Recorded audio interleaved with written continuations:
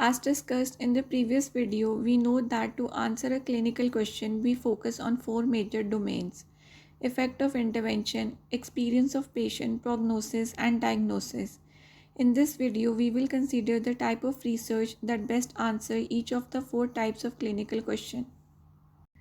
Before proceeding towards the detail, let's take an overview that explains the type of research that is needed to explain effect of intervention.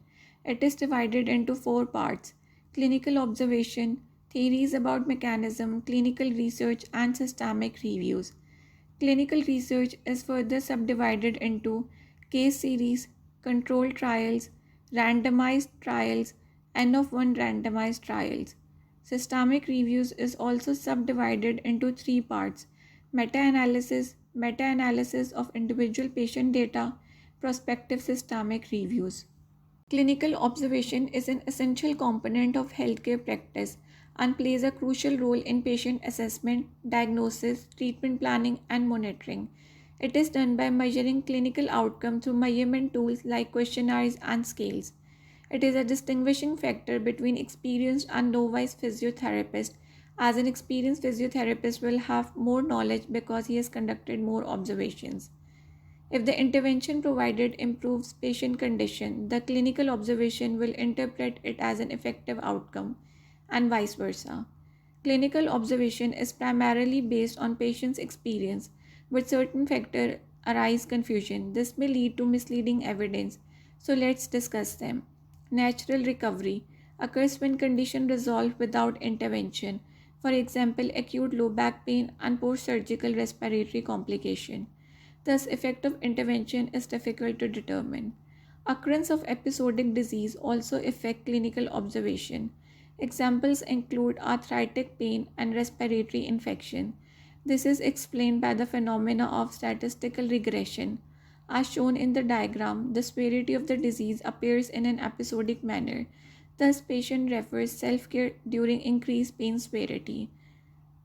Third factor is nature of patient. That is, some of the patients are polite. It is explained by Hawthorne effect, which states that the patient may change his attitude consciously when becomes aware of being observed. The nature of patient is further affected by social mores and attitude. This makes evidence misleading. Next co-founder is the placebo effect. During this, the person experiences a therapeutic benefit after receiving an inactive form of treatment that is believed to be effective, also called as sham intervention. The last co-founder is recall bias. It is difficult to keep track of the clinical observation, plus it requires time which is difficult to make in hectic routine. Theories or mechanism behind the intervention allows us to know its effectiveness. For example, ultrasound and PNF techniques. Ultrasound increases cell permeability, thus increasing healing. PNF is based on neurophysiological concepts such as reciprocal inhibition. Good theories provide hypotheses on intervention effectiveness, but using only theories to justify effect of intervention has some drawbacks. They should be revised till date. They tell us about direction of effect of intervention rather than size of effect of intervention. Let's take an example. Ultrasound increase fibroblast activity and promote ligament healing, but theory cannot suggest the time period an individual can return to activity. Clinical research is a better source of information that reduces risk of bias as compared to observations and theories.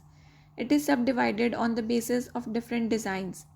A case series is a descriptive study design that involves the collection and analysis of a series of cases with similar characteristics or outcomes. If the condition of patient improves, the intervention is said to be effective. For example, a physiotherapist collects and analyzes data from a group of patients suffering from chronic low back pain.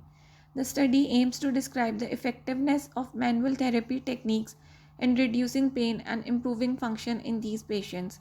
Outcome measures such as pain intensity using visual analog scale and Oswestry Disability Index is used.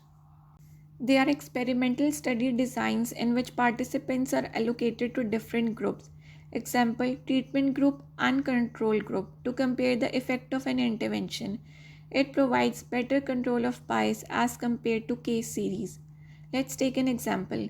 We need to test a new drug for hypertension. One group will receive the new drug being tested and the other will receive a placebo.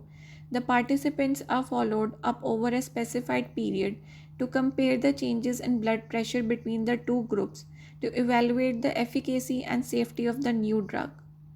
On the basis of nature of intervention and control, controlled trials are classified into three types, as listed below. The first type tells us about the effect of intervention. The second tells us about the effect of adding new intervention. And third tells us about the comparison between two interventions. Allocation bias, also known as assignment bias or selection bias, can occur in research studies when the assignment of participants to different treatment groups is not random or is influenced by factors related to the outcome being studied. Suppose researchers are conducting a study to evaluate the effectiveness of two different physiotherapy techniques for treating low back pain, spinal manipulation, and exercise therapy. They recruit participants from a physiotherapy clinic. In this scenario, allocation bias can occur because participants will select their treatment based on factors related to the outcome being studied. Another factor is matching. It is affected by two factors: limitation of variables that can be matched and ruling out important prognostic variable. A randomized trial allows random allocation of participants to different groups, either the intervention group, which receives the treatment being studied, or the control group, which typically receives either a placebo or standard treatment. The trials are considered the gold standard for evaluating the efficacy and safety of intervention because they help to minimize bias and provide strong evidence for relationship between the intervention and outcomes. Randomized controlled trials can be modeled mathematically through association of uncertainty related to size of effect of intervention. Sometimes non-randomized trial and randomized controlled trial can give similar answer related to effectiveness of intervention and sometimes opposite answers. Types of randomized trials include treatment and control group, before and after intervention, several times during and after intervention. On the basis of group, it can be classified as factorial trial. It allows researchers to simultaneously evaluate the effect of multiple interventions as well as their interaction within the same study. It allows to study effect of both intervention or combination of both. Let's consider a factorial trial designed to investigate the effect of two different interventions for patients with knee osteoarthritis, exercise therapy and manual therapy. The groups made will be as following. They may investigate whether combining exercise therapy with manual therapy leads to better outcome compared to either intervention alone. Crossover trial. During this, participants receive multiple interventions in sequential manner, with each participant acting as their own control. The participants initially receive one intervention for a certain period, followed by a washout period to eliminate any effect of the first treatment, and then they receive the alternative treatment. Suppose researchers are investigating the effectiveness of serial casting and no casting in plantar flexor contracture that occurs during head injury. Cluster randomized trial. The intervention is received by a group of individuals rather than individual participants. These groups or clusters could be communities, schools, or hospitals. Imagine a public health study aimed at reducing childhood obesity rates in a city. Researchers decided to conduct a cluster randomized trial involving elementary schools, with each school representing a cluster.